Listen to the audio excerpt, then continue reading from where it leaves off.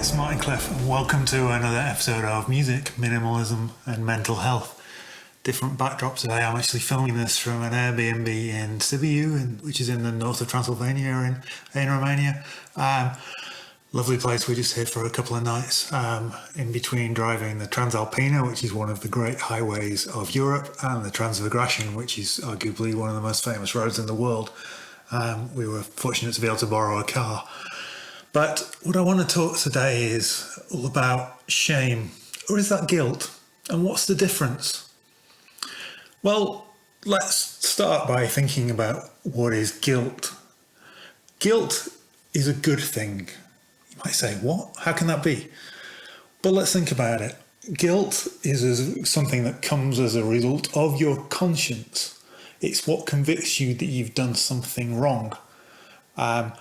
So if you don't have any guilt for something, then you won't seek forgiveness. And obviously forgiveness is a great path to mental health by seeking retribution and kind of making amends for what you do. But also it's just an important thing in society. So guilt is something that we feel inside. It's something that we realise we've done something wrong. We feel guilty for it. That's good. That's right. So what then is shame?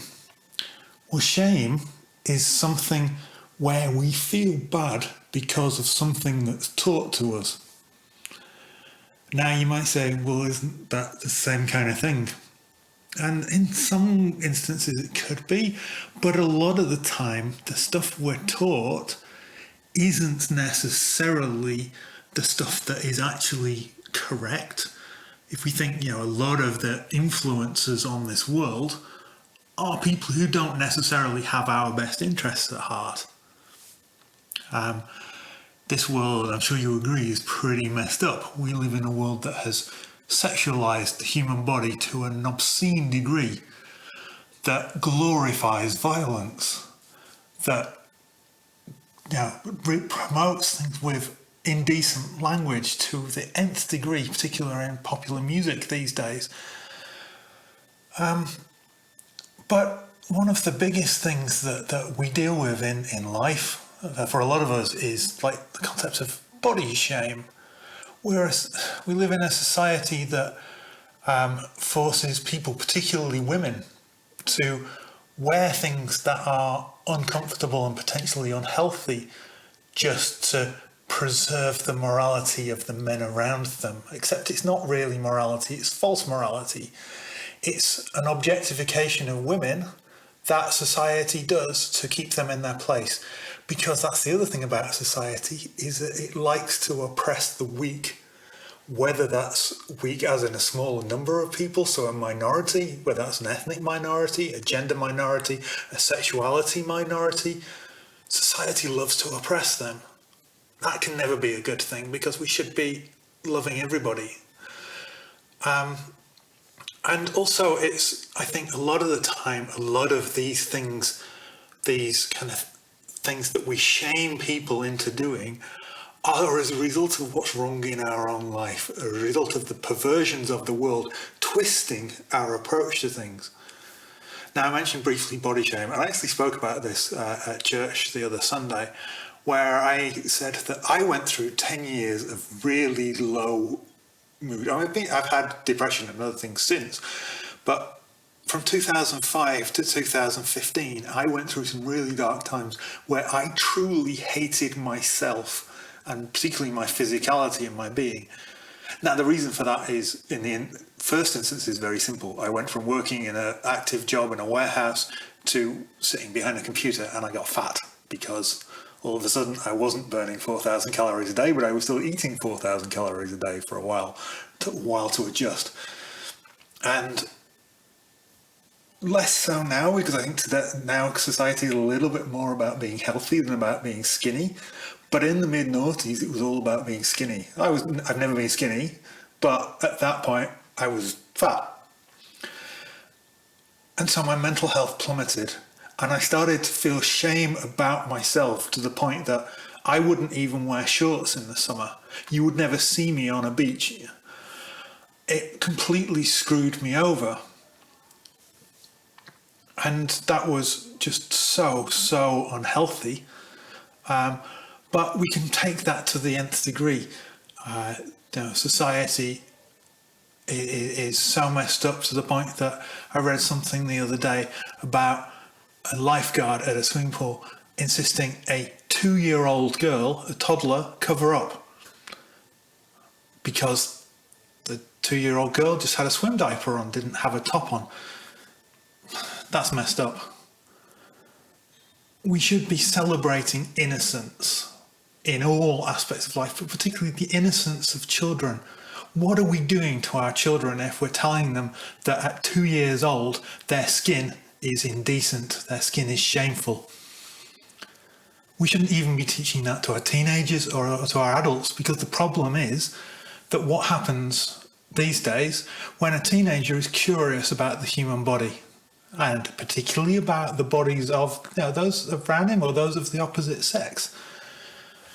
Well, because we're so ashamed of the human body and we're so afraid of it in society, we force them to go underground and we force them to look at porn, which is the devil's industry.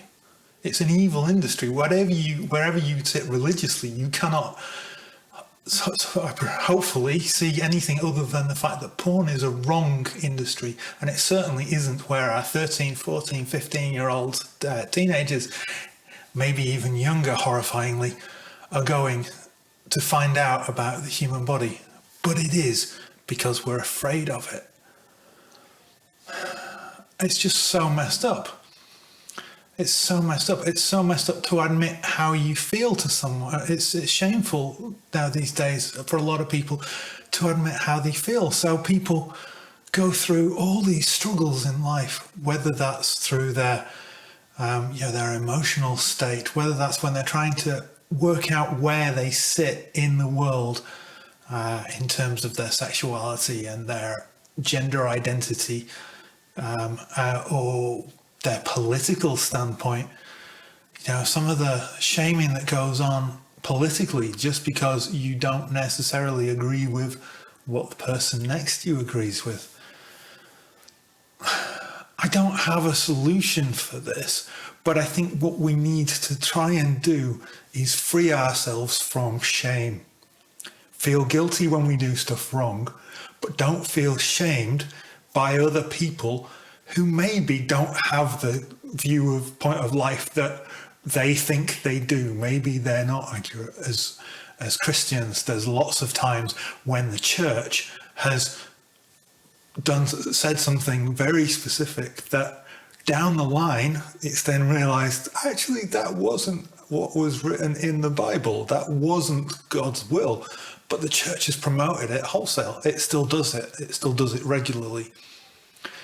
We're made in the image of God, but yet the human skin is suddenly shameful.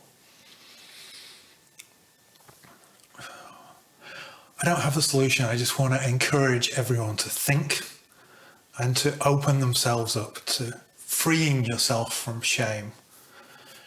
Look at your own life and look at what ways have you felt shamed by other people, and is there anything you can do to overcome that? Because the more you wallow in shame, and I'm saying this from experience, because 18 years on, I'm still battling with certain things that I went through as a result of that. I'm still battling with an unhealthy view of not only my body, I'm coming to terms with that, but an unhealthy view of other people's bodies, because I sought then ways that were unhealthy to find out more about the body or to experience things that, God, I really wish I hadn't done. And it's, shame can have more of an impact on our mental health than I think anything else, because it's putting other people's expectations and values that aren't necessarily true, but they're just kind of stuck and thrown at us, onto us. So search your heart, search broader than your immediate circles and think, okay, what is the truth? How can I free myself from this? I'd love to talk more in the comments with you. Thanks for watching. Thanks for subscribing. Thanks for clicking that thumbs up icon. I'd love to take this further. If there's any specific examples you'd like me to talk about in a future video, please let me know, because I think this is hugely important. Take care, guys, and I'll see you soon.